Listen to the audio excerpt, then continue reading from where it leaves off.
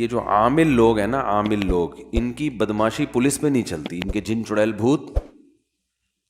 میں اس لیے بتا رہا ہوں، یہ میرا ٹاپک نہیں ہے، میں جلدی سے اصل ٹاپک پہ آ رہا ہوں، لیکن درمیان میں نے کہا قیامت عام چلے گا نا، قیامت عام درمیان میں تھوڑا بہت چلتا ہے. کسی خاتون کا فون آیا، کل کی بات ہے، امریکہ سے، کینیڈا سے یا امریکہ سے، وہ کوئی حرج نہیں ہے، ان کی طرف سے پابندی نہیں ہے کہ واقعہ نہ سنائیں آپ. اور یہ جو ٹیلی فون ہے نا، یہ ہمارے حضرت کہیں جاتے نہیں تھے، آخری عمر میں بالکل بند ہو گئے تھے، یعنی مصروفیت بڑھ گئی تھی، فون کھلا ہوا تھا. تو ہم یہ کہتے تھے کہ حضرت جن ٹاپک پر بیان کرتے ہیں یہ تو بالکل معاشرے کی دکھتی رگ کو پکڑ رہے ہیں، جاتے یہ کہیں ہے نہیں، تو ان کو دنیا کا پتہ کیسے چلتا ہے کہ دنیا میں ہو کیا رہا ہے؟ یہ تو گھر میں ہی رہتے ہیں، ملا کی دوڑ کہتے ہیں نا، مسجد سے گھر سے مسجد. تو حضرت فرمایا کرتے تھے یہ جو فون ہے نا، یہ مجھے پوری دنیا کی خبریں دیتا ہے، ہو کیا رہا ہے. تو ہمیں بھی ٹیلی فون جو ہے نا بتاتا ہے گھروں میں ہو کیا رہا ہے. تو گھر میں کسی کی، ان کے گھر میں کوئی جن چڑیل بھوت، ان کے گھر میں کیا تھے؟ جن چڑیل بھوت، اس پہ آ رہا ہے، اس پہ آ رہا ہے، فلانے پہ آ رہا ہے، ڈمکانے پہ آ رہا ہے. تو میں نے بتایا کہ بھئی وہ یہ آیت الکرسی پڑھیں، یہ پڑھیں، انہوں نے نہیں فائدہ ہو رہا، یہ ہو گیا، وہ ہو گیا، بڑے مسائل ہیں. میں نے کہا مجھے ایک بات بتاؤ، آپ کے کسی ریلیٹو کا کسی عامل سے تعلق تو نہیں ہے؟ کسی جن چڑیل بھوت بھگانے والے سے تعلق تو نہیں ہے؟ انہوں نے کہا اصل میں ایک کی طبیعت جب خراب ہوئی نا، تو ہم پھر کسی کے پاس چلے گئے جو جن چڑیل بھوت بھگانے کا کام کرتے ہیں. میں نے کہا بس یہ آپ کی ہو گئی غلطی. اب نسلیں یاد رکھیں گی، اللہ ان کو شفا دے. اب آپ کے پورے خاندان ساری زندگی جن چڑیل بھوت سے ہی نمٹتا رہے گا. اور میں نام لینے میں بھی عار محسوس نہیں کروں گا، کیونکہ جب تک کلیئر بات نہ کی جائے لوگ سمجھتے نہیں ہیں. لوگ کہتے ہیں مفتی صاحب فراڈی عاملوں کے خلاف بیان کر رہے ہیں. ہرگز ایسا نہیں ہے، میں صحیح عاملوں کے خلاف بیان کر رہا ہوں، یہ فراڈی ہیں. وہ کہنے لگی کہ جن سے ہم علاج کروا رہے ہیں دارالعلوم کورنگی کے مفتی ہیں. میں نے کہا الو کا پٹھا ہے وہ، اور یہی الفاظ میرے ریکارڈنگ میں آئیں گے، اس کو ہٹانا نہیں ہے.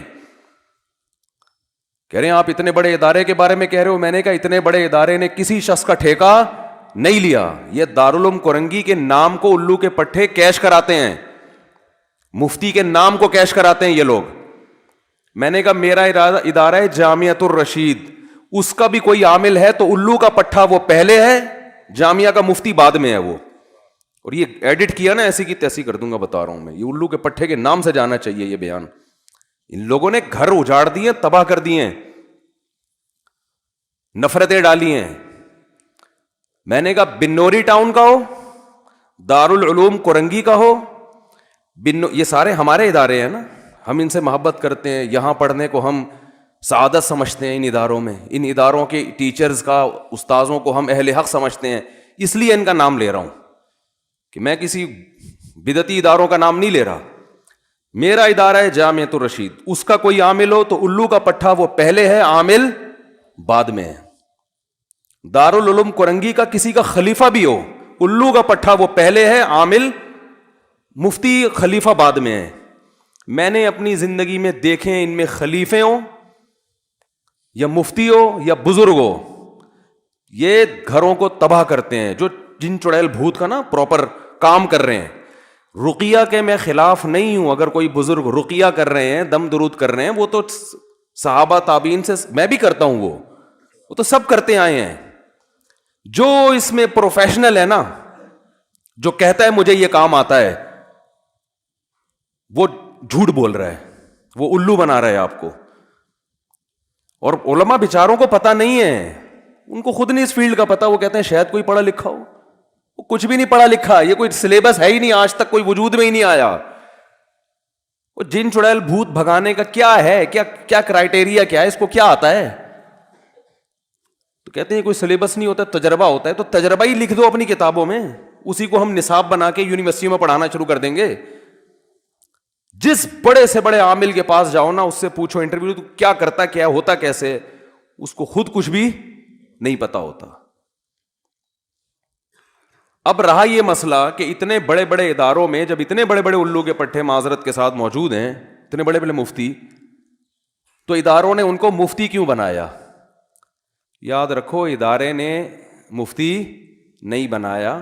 مفتی اپنے نام کے ساتھ لگانے پر گورنمنٹ کی طرف سے کوئی پابندی نہیں ہے. کوئی بھی اپنے نام کے ساتھ، مفتی تو چھوٹا لفظ ہے، مفتی اعظم پاکستان بھی چھوٹا لفظ ہے، انٹرنیشنل مفتی اعظم بھی آپ لگوا لو، اس کے لوگو چھپوا کے اپنی گاڑی پہ لگا دو، پوری دنیا میں اس پر کوئی پابندی نہیں ہے. آپ کو کس نے بتایا کہ یہ مفتی ہے؟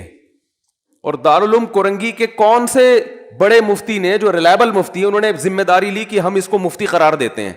کہاں ہے یہ تو آپ نے کہا ہے نا، یا وہ خود کہہ رہے کہ میں مفتی ہوں؟ اور مجھے پتا ہے اس پہ میری مخالفت کتنی ہوگی، یہ بھی علماء کی طرف سے ہوگی. میں علماء جن کو میں اہل حق سمجھتا ہوں، ان کی مخالفت کی پرواہ کیے بغیر آپ کو اس لیے بتا رہا ہوں، اپنے گھروں کو تباہ ہونے سے بچاؤ. یہ علماء صحیح ہے، اہل حق ہیں، لیکن بیچاروں کو نہیں پتا ان کی چالاکیاں، وہ بھی بیچارے بیوقوف بن جاتے ہیں. دیکھو، نیک آدمی کو بیوقوف بنانا آسان ہوتا ہے. یہ علماء بھی ان عاملوں کے چہروں کے نور دیکھ کر اور ان کی ٹوپی ڈرامے دیکھ کر کہتے ہیں شاید کچھ آتا ہو. علماء فراڈی نہیں ہوتے، لیکن فراڈی آدمی علم کا لیبل لگا لیتا ہے، استعمال کرتا ہے، جس سے علماء بھی بیوقوف بن جاتے ہیں. میں نے بڑے بڑے بزرگوں کو ان عاملوں کے ہاتھوں بیوقوف بنتے دیکھا ہے. اگر آپ فتنے کا خوف نہ ہوتا، میں ان بڑے بڑے بزرگوں کے نام لے کے بتاتا کہ فلاں بزرگ کو کس نے الو بنایا، فلاں بڑے سے اتنے بڑے مفتی بزرگ کو کس نے الو بنایا اور اب تک بنا رہا ہے. نہیں آ رہی میرا خیال ہے باز. آپ کہیں گے آپ کا علم زیادہ ہے، ان علماء کو نہیں پتا. ہمارا علم کچھ بھی نہیں ہے قرآن و سنت میں، ان علماء کے مقابلے میں. یہ قرآن و سنت کے حامل ہیں. ان کی عاملوں کی جو 1.5 ہوشیاریاں ہیں نا، اس کا قرآن و سنت سے تعلق نہیں ہے، اس کا تجربے سے تعلق ہے. آپ دماغ کتنا استعمال کر رہے ہو، اس کی اپنی اوقات تو جا کے دیکھو اس عامل کی، کم وقت کی. تو میں نے اس خاتون سے کہا، وہ کہہ رہے وہ تو دارالعلوم کورنگی کے. میں نے کہا جامع رشید کے تو کچھ طلبہ جو عامل بن رہے تھے ہم نے خود نکالے ہیں مدرسے سے، اور کچھ بن چکے ہیں ہمارے. اب کل میرا شاگرد بولے کسی کا جن بھگانے کے لیے کہ میں مفتی طارق مسعود صاحب سے میں نے فقہ کی فلاں کتاب پڑھی ہے، حدیث کی فلاں کتاب پڑھی ہے، ہدایہ پڑھی ہے، یہ پڑھا ہے، وہ پڑھا ہے. اب آپ کہیں کہ ہم نے تو اس سے علاج کرایا لیکن الٹا ہمیں یہ ہو گیا تو وہ ہو گیا، اس کا مطلب مفتی طارق مسعود صاحب کے شاگرد بھی فراڈی ہیں. بھائی ہمارے شاگرد فراڈی نہیں ہوتے، لیکن فراڈی آدمی ہماری شاگردی میں آ سکتا ہے، گورنمنٹ کی طرف سے کوئی پابندی نہیں ہے. کوئی فراڈی آدمی جامع رشید میں ایڈمیشن لے سکتا ہے، فراڈی آدمی دارالعلوم کورنگی میں جا سکتا ہے. دارالعلوم کورنگی نے ذمہ داری نہیں لی تو کوئی بھی سرٹیفکیٹ دکھائے اس سے متاثر مت ہو. باقی رہا خلیفہ ہے بزرگ کے، دیکھو بزرگ جب کسی کو خلافت دیتے ہیں وہ ظاہری حالات کے لحاظ سے ظاہر میں ٹھیک لگ رہا ہے، اندر کے حالات اللہ کے سوا کوئی بھی نہیں جانتا. یہ کوئی پوری زندگی کی گارنٹی نہیں ہوتی کہ میری نظر میں اس پہ نیکی کا ٹھپا لگ گیا ہے. یہ گارنٹی خدا کے سوا، اللہ کے سوا کوئی بھی نہیں دے سکتا. تو اس لیے علماء کہتے ہیں کسی بزرگ کی خلافت اگر کسی کو ملی ہے تو محض خلافت کی وجہ سے اس سے بیعت ہونا جائز نہیں ہے، بلکہ آپ خود اپنے طور پہ اس کو پرکھو گے. ان بزرگ نے تو بیچاروں نے اپنے خیال میں، ہوتا ہے کہ بھئی ان کا خیال تھا تو اس نے ہو سکتا ہے بزرگ کو بیوقوف بنا دیا ہو، تو یہ ہو جاتا ہے. بڑے بڑے خلیفے بیوقوف بنا کے خلافتیں لے لیتے ہیں. تو اس لیے اس کی پرواہ مت کریں. لوگ مجھ سے بڑی بحث کرتے ہیں آپ کے پاس دلیل کیا ہے، حالات، مشاہدات، کوئی ایک ڈھنگ کا عامل دکھا دو، ایک ڈھنگ. رقیہ کے میں خلاف نہیں ہوں، رقیہ کوئی بھی کر سکتا ہے، تو رقیہ تو کوئی بھی کر لے. تو اور دوسری بات یہ کہ لوگ جو کہتے ہیں نا فلاں عامل بھی ہے مفتی بھی ہے، یہ تو ویسے ہی ایک دوسرے کے متضاد. یہ ایسے ہی ہے جیسے کسی کو آپ کہیں فلاں گورا بھی ہے اور کالا بھی ہے. ہاں بھئی یا تو گورا ہے یا کالا ہے، گورا بول دیا تو کالا نہیں ہے، کالا بول دیا تو گورا نہیں. تو یہ عامل فارغ ترین لوگ بنتے ہیں جن کے پاس علمی استعداد نہیں ہوتی, صلاحیت نہیں ہوتی. اور مفتی کے لیے ضروری ہے کہ وہ فتوے کا کام پراپر طریقے سے کرتا ہو. 1-2 سال میں جیسے کوئی ڈاکٹر نہیں بن جاتا. دیکھو ایم بی بی ایس کر کے کوئی doctor, M B B S کی ڈگری آتے ہی کلینک کھولنے کی اجازت ہوتی ہے؟ بولو نا یار بھائی, ایک پروسیس ہے, 2 سال ہاؤس جاب ہے, تجربہ تو کرو. پہلے کسی بڑے ڈاکٹر کی نگرانی میں آپ مریضوں کا علاج کریں, آپ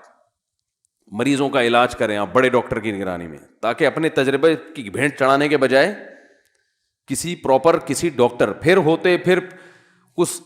کچھ خاص شعبے ہوتے ہیں, ان میں ہوتے 10-15 سال میں جا کے ریلائبل ڈاکٹر بنتا ہے. ورنہ وہ ہمیشہ اپنے سینئر سے ہی پوچھتا رہتا ہے کہ سر آپ مشورہ دیں, کیا کرنا ہے, مشورہ دیں. اور اس کام میں کئی سال لگا دیے ہوں, پھر جا کے اس قابل ہوتا ہے کہ لوگ اس کی تحقیق اور اس کی رائے پر اعتماد کرتے ہیں میڈیکل سائنس میں.